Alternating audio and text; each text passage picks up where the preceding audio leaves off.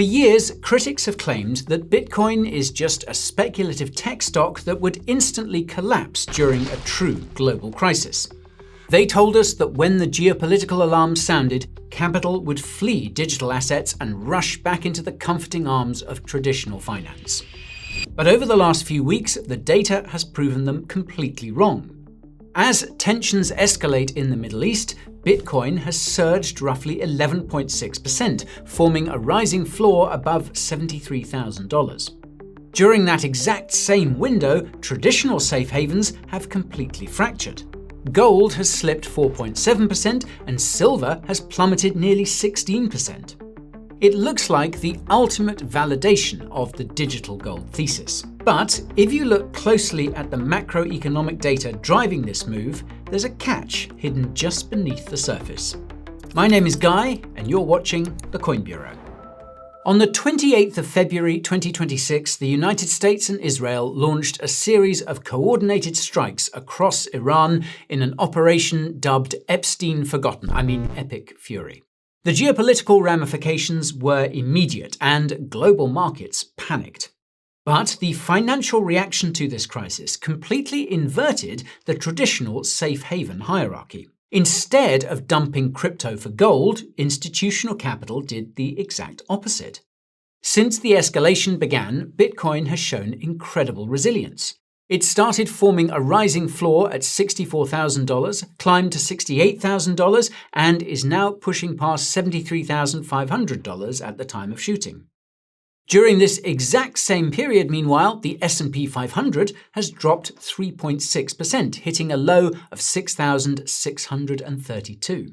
If you look at the sector breakdown, financial services plummeted over 2% and technology fell 1.49%. The only sector in positive territory was energy, which is a direct reflection of the global supply panic. But the real shock is what happened to physical commodities. Gold initially spiked to $5,366 on the first day of the conflict, acting exactly as a crisis hedge is supposed to act. But then it reversed sharply, breaking below its pre-crisis levels to trade around $4,999 per ounce. Silver suffered an even more brutal fate, collapsing 15.7% from its baseline.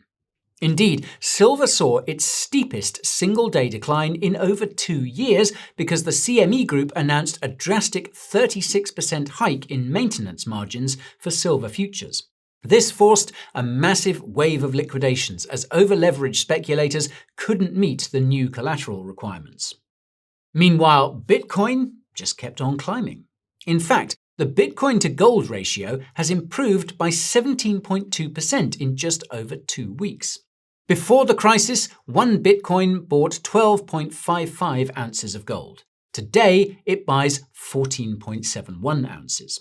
Bitcoin is actively absorbing capital that is fleeing traditional markets in search of censorship-resistant, non-sovereign protection. And we know exactly who is driving this price action. It's not retail traders using leverage, it's Wall Street.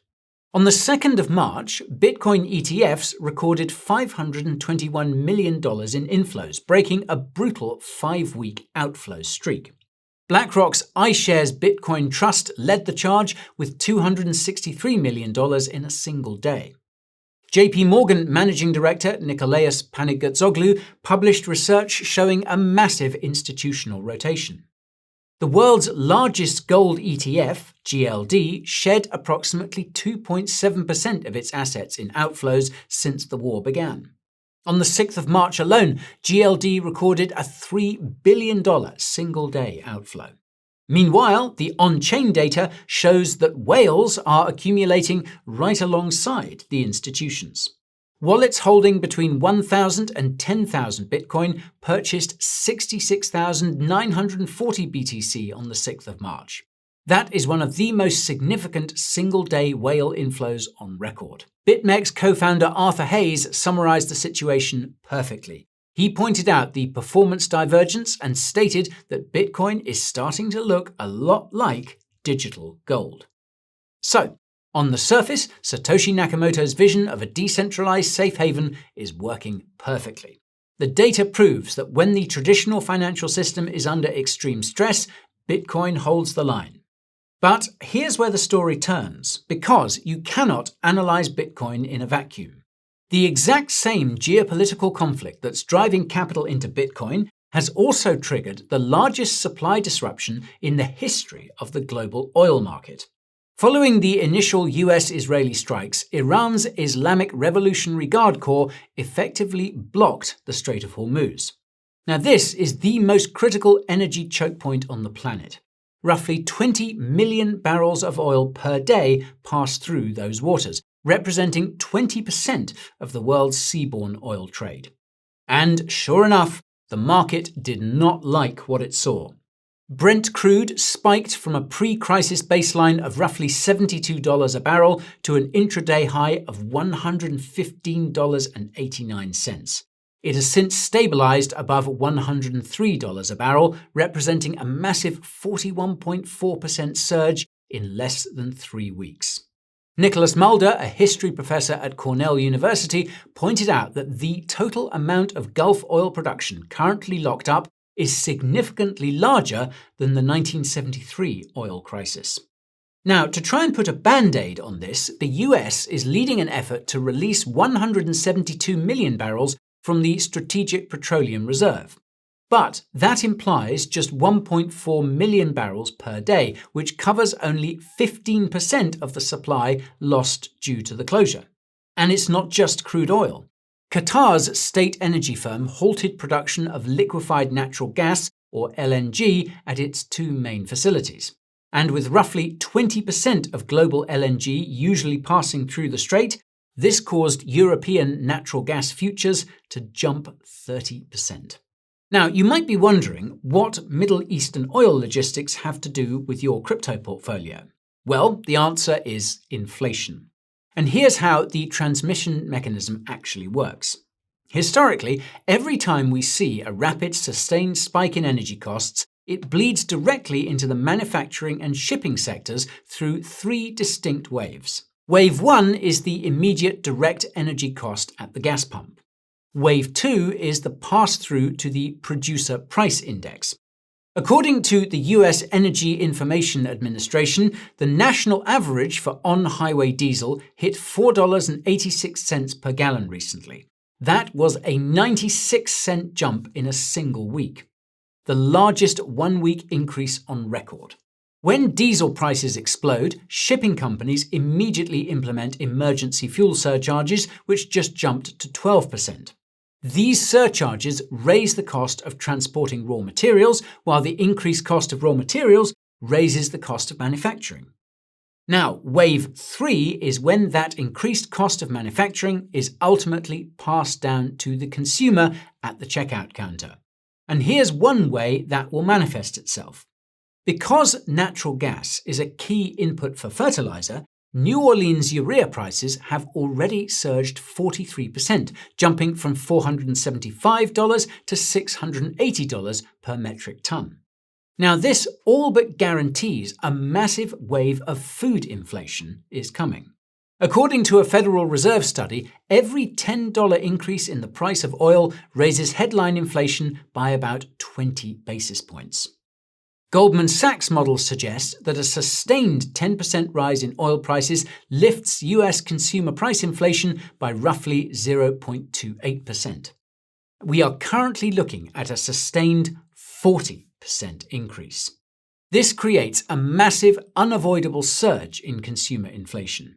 And a sudden resurgence in inflation completely destroys the market's current expectations for Federal Reserve policy.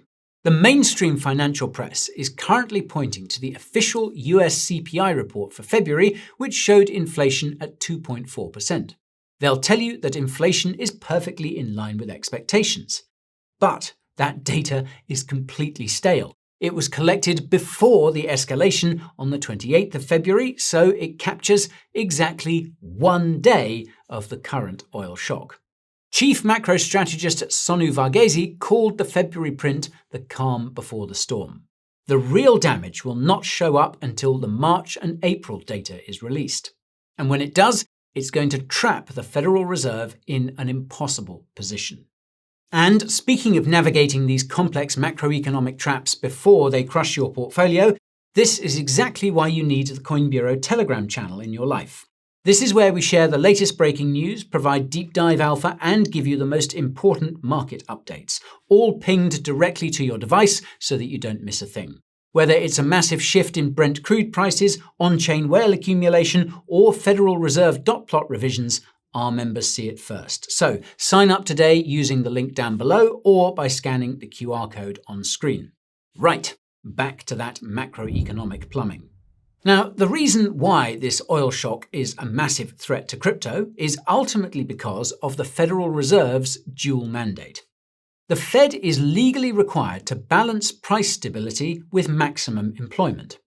Before the crisis, the market was pricing in multiple interest rate cuts for 2026. Traders expected a quarter-point cut in June, with potentially 2 more by the end of the year. But the economic data has suddenly turned toxic on both sides of the mandate. Revised fourth-quarter GDP growth for 2025 has cratered to a mere 0.7%. The US economy just shed 92,000 jobs in February, pushing the unemployment rate up to 4.4%. Now, under normal circumstances, the Fed would immediately cut interest rates to stimulate this flagging economic growth. But they cannot cut rates when oil is trading at $103 a barrel and threatening to push inflation back above 3.5%. If oil-driven inflation spikes while economic growth slows down due to conflict, we enter a terrifying scenario known as stagflation. And stagflation is the absolute worst-case scenario for central bankers.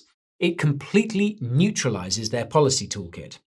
If they cut rates to save the jobs market, they risk triggering a 1970s-style wage and price spiral. But if they raise rates to kill the oil-related inflation, they risk plunging the economy into a deep recession. And indeed, Ed Yardeni of Yardeni Research recently raised his odds of a 1970s-style stagflation scenario to 35%. Now, in a stagflationary environment, the Federal Reserve will be forced to abandon its rate cuts. They may even have to resume rate hikes to protect the purchasing power of the dollar. And this is where the danger to Bitcoin becomes mathematical. We've already seen a massive repricing in the bond market. Traders have completely taken a June rate cut off the table. The CME FedWatch tool now shows the market expects only 1 cut in December, and some economists are warning there may be 0 rate cuts in 2026. When interest rates stay higher for longer, it mechanically strengthens the US dollar. The US dollar index, or DXY, has surged from 96 in mid-February to over 100.2. And the DXY has a historically brutal inverse correlation with Bitcoin. When the dollar strengthens, global liquidity tightens, borrowing costs increase, and capital is violently drained away from speculative risk-on assets. We saw the definitive proof of this mechanism during the 2022 tightening cycle. When the Federal Reserve hiked rates aggressively to fight inflation, the DXY climbed to a 20-year high above 114. And during that exact same window, Bitcoin collapsed from $47,000 to $16,000. It lost 65% of its value because the Fed drained the liquidity that crypto markets need to thrive. And this liquidity drain is global. The Bank of England was widely predicted to cut rates in March, but markets are now assigning less than a 5% chance of that happening. The European Central Bank is facing the exact same energy shock, and if the Bank of Japan raises rates again towards 1% in April, it will strengthen the yen and trigger another wave of global deleveraging. The Federal Reserve is trapped, the European Central Bank is paralysed, and the Bank of England is completely sidelined. So let's be precise about what is actually happening here. The oil shock alone is enough to delay rate cuts, but there's a political accelerant that makes this scenario exponentially worse. The Trump administration's implementation of global tariffs acts as a massive secondary inflation shock. In February 2026, the Supreme Court ruled in Learning Resources Inc. versus Trump that the president could not use the International Emergency Economic Powers Act to impose tariffs. In response, Trump immediately invoked Section 122 of the Trade Act of 1974. He announced a 10% global tariff that he stated will increase to 15%. Treasury Secretary Scott Bessent confirmed that they will replace the rejected tariffs and that tariff revenue will not go down.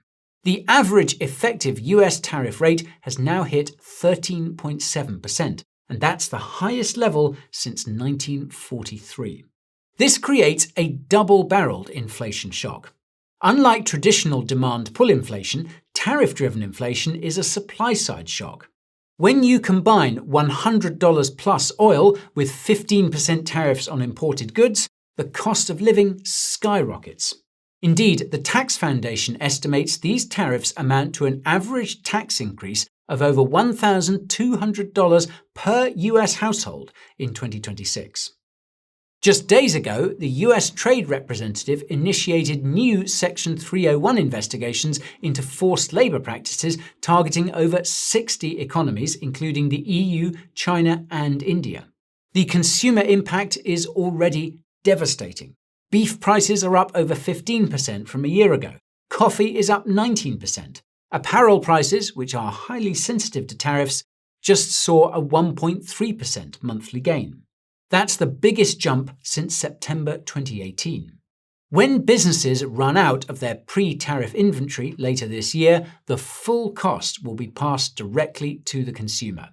Capital Economics projects that if oil stays near $100, combined with these tariff pressures, CPI inflation will rise to 3.5% by the end of the year. And this macroeconomic reality means that while Bitcoin is winning the short-term battle as a safe haven, it's about to face a brutal war against a hawkish Federal Reserve. The current rally is pricing in geopolitical fear. It's celebrating the fact that decentralized infrastructure stays online 24/7 while traditional markets freeze. But it's completely ignoring the impending liquidity drain. The institutional capital that just bought Bitcoin ETFs expects a lower interest rate environment. But if the Fed is forced to hold rates at 3.75% or even hike them, the opportunity cost of holding a non-yielding asset like Bitcoin becomes massive. And with a known inflation hawk like Kevin Warsh waiting in the wings to potentially replace Jerome Powell in May, the era of easy money might be officially dead. So, where does this leave us? Well, the reality of the situation is that Bitcoin's performance over the last few weeks is a historic validation of its status as a non-sovereign, censorship-resistant safe haven. It's actively outperforming gold during a global crisis. It's absorbed institutional inflows while traditional commodities have fractured. But the macroeconomic plumbing tells a much darker story. The surging price of oil from the Strait of Hormuz blockade and the implementation of 15% global tariffs absolutely guarantee a resurgence of inflation. And when inflation returns, the Federal Reserve will be forced to keep interest rates high. They will drain the exact liquidity that Bitcoin needs to sustain a parabolic bull run. Macro strategist Luke Gromen recently highlighted this exact paradox. He acknowledged that Bitcoin was acting as a risk-off safe haven during the initial conflict, but he still sold his Bitcoin anyway because he understands that an oil shock traps the Federal Reserve, and a trapped Federal Reserve crushes global liquidity. Meanwhile, Bloomberg's Joe Wiesenthal recently asked a critical question. If Bitcoin can't thrive during a period where every fiat currency is under stress, what is the environment for it? The answer arriving in real time is that Bitcoin is thriving right now, but the question that now replaces it is whether Bitcoin can survive when the central banks are forced to stay hawkish because of the exact same crisis. So, Bitcoin has temporarily won the safe haven narrative, but it's walking directly into a stagflationary trap that's going to test whether that safe haven story can actually survive contact with the Fed's hawkish reality. But what do you think? Can Bitcoin continue to rally despite high interest rates, or will the oil shock eventually crash the crypto market too? Let me know your thoughts in the comments down below. And if you want to understand exactly how Wall Street is building KYC compliance directly into smart contracts, well, you can check out our video on that right over here. Okay, thank you all so much for watching, and I'll see you again very soon. This is Guy, signing off.